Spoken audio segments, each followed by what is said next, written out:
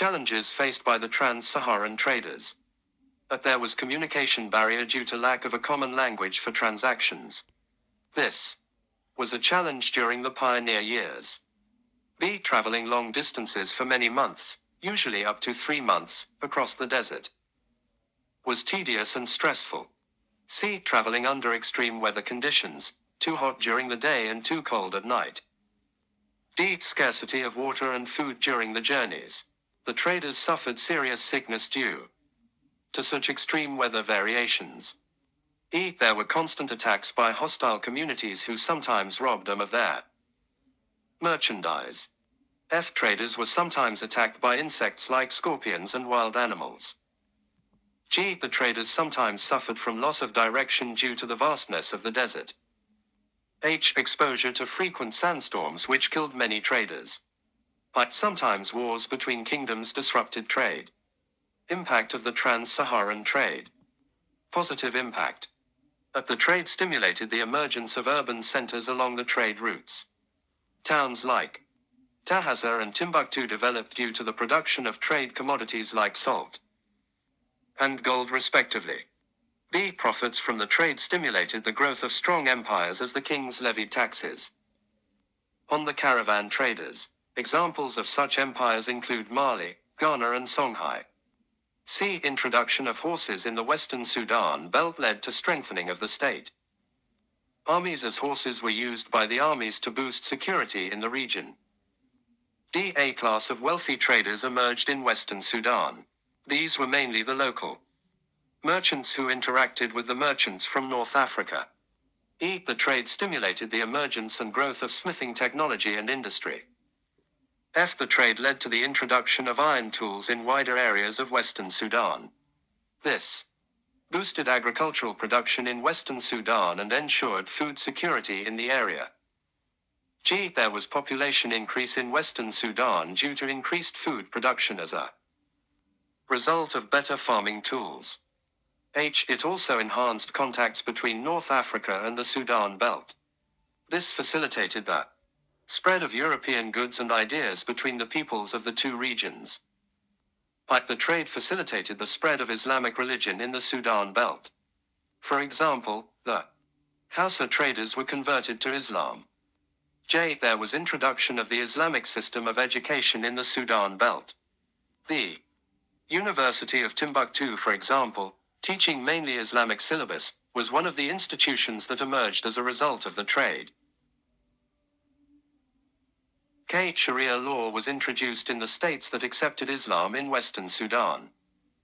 L. The trade led to the introduction of the Arabic architectural designs in West Africa. M. The Islamic and Arabic culture, language, mode of dressing and eating mannerisms also spread to western Sudan. N. The mode of transport in the region was remarkably revolutionized by the introduction of camels and horses, making transport efficient. Negative impacts. The trade increased warfare in the region as communities gained access to firearms and horses. Thousands of people lost their lives. B. Many people in the western Sudan belt were captured and taken into slavery to meet the demands of the Trans-Saharan traders. C. The demand for ivory also led to the destruction of wildlife in western Sudan. Decline of the Trans-Saharan trade. The trade reached its climax at around AD 8th C. By 15th C, the trade had declined due to the following reasons. Exhaustion of the salt and gold minefields as well as other like ivory. This discouraged traders from coming to West Africa. B. Increased political instability in the region due to so many wars of conquest created insecurity to the traders. C. The desert conditions, e.g. harsh weather, dangerous insects, snakes and robbers, discouraged many traders from the activity.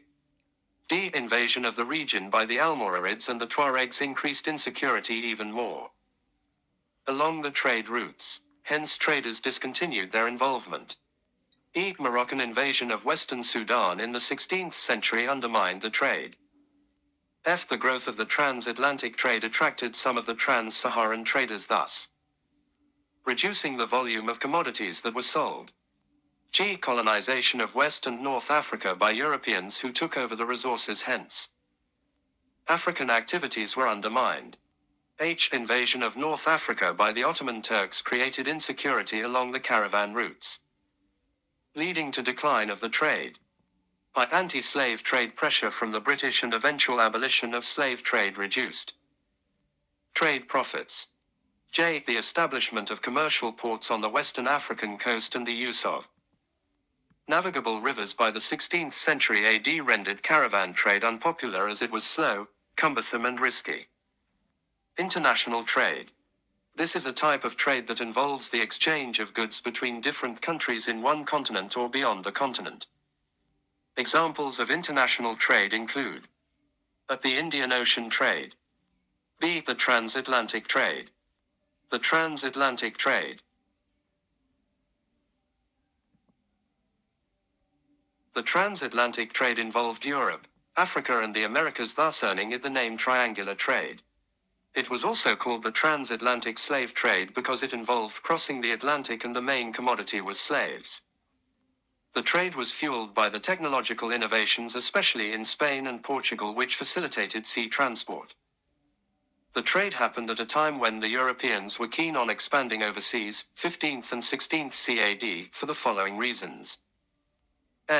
They were searching for the sea route to India and Far East to get the spices and other commodities. The Turks had blocked the land route. The Europeans wanted to acquire gold and other precious items that believed to be in existence in Africa. The Europeans wanted to revenge against the Muslims who had colonized the Iberian Peninsula between 8th C and 1491 AD. They were motivated by the desire to spread their civilization to the backward areas of the world. European countries such as Portugal and Spain also wanted to increase their geographical knowledge. Origin of the transatlantic trade. The exact date when the first slave was captured and sold was 1441 AD. Young Portuguese sailor named Atom Goncalves captured a man and a woman on the western Sahara coast, whom he presented to Prince Henry the Navigator, the Portuguese king, thus setting off a chain of reaction in the trade. The Portuguese built a fort on the Arguin Island on the coast of Mauritania in 1445 which was used as a base for buying slaves and gold.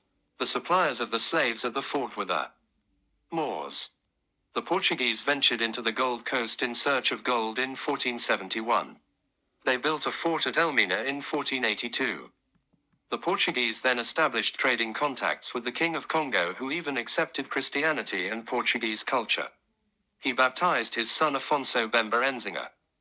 By 1500 AD, the Portuguese established sugar plantations in the island of Sao Tome near modern Gambia. They relied on slave labor from Gambia. Development and organization of transatlantic slaves. The demand for labor in the Western Hemisphere stimulated a profitable three-legged trading pattern. European manufactured goods, namely cloth and metal wares, especially firearms, went to Africa where they were exchanged for slaves. The slaves were then shipped to the Caribbean and Americas from 1532 AD, where they were sold for cash or sometimes bartered for sugar or molasses. Then the ships returned to Europe loaded with American products. European ports of Bristol, Liverpool and Glasgow in Britain, Bordeaux and Nantes in France, and Amsterdam in Holland were crucial in this trade. The forts that developed in West Africa due to this trade were Elmina, Lagos, Whydah, Accra, Badagry, Sekondi, Winneba, Gori and Dakar.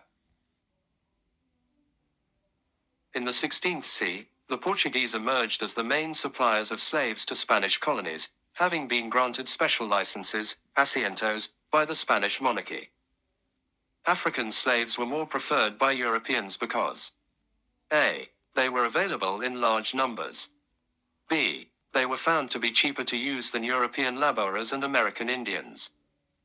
C. They were thought to be immune to both European and tropical diseases. D. They appeared stronger and therefore suitable for manual labor.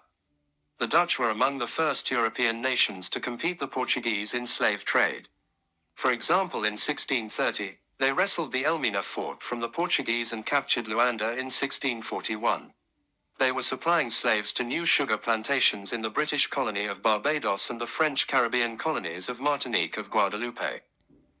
The British and the French used merchant companies to conduct the slave trade, having been motivated by the fortunes the Dutch were making. E.g., the Royal African Company was granted charter in 1672 and began taking colonies to the British colony in Jamaica. The original capture of slaves was almost always violent. As European demand grew, African chieftains organized raiding parties to seize individuals from neighboring societies. Others launched wars specifically for the purpose of capturing slaves.